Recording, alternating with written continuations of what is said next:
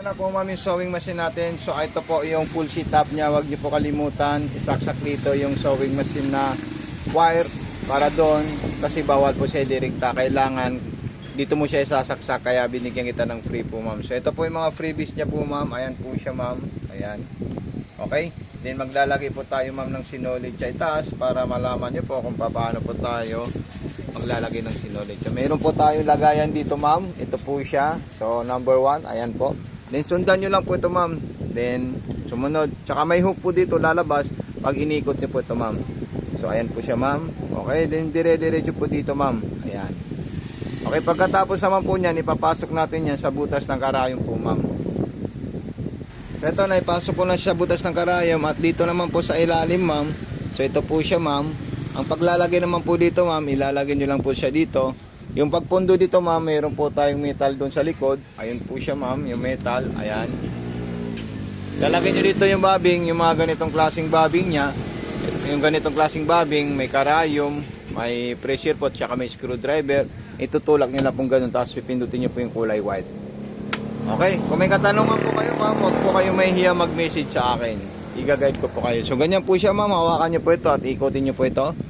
So ayan po siya ma'am. Okay. Then, pagkatapos naman po niyan, kukunin natin lahat yung sinolid at ilalabas natin sila para magamit natin at matesting natin siya ma'am.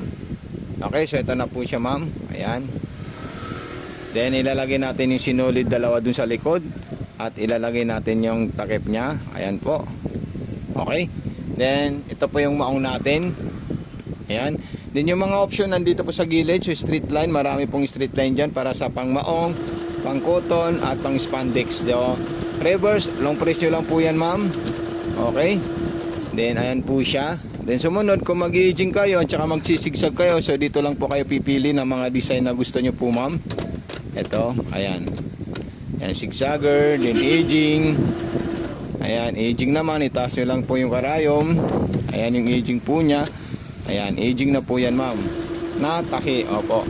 Basta kung may katanungan po kayo ma'am, huwag po kayo mahiya mag-message sa akin ma'am. Okay, so isa-shout ko nga pala si ma'am Leilani Lubiano from Mati City, Davao Oriental. So ito na po ma'am yung sewing machine nyo po na order nyo po ma'am. So napakagandang sewing machine po yan. Okay, napaka-solid po siya at pwede po siya sa mga iba't ibang klaseng tela po ma'am. So ito na po siya ma'am. Sobrang ganda po yan ma'am at may mga freebies din po yan ma'am. Ayan po yung mga freebies niya. Okay. So ayan po siya ma'am. Ayan. Sobrang solid po yan ma'am. Napakasarap gamitin. Kung kayo po ay beginner, napakadali lang po siya.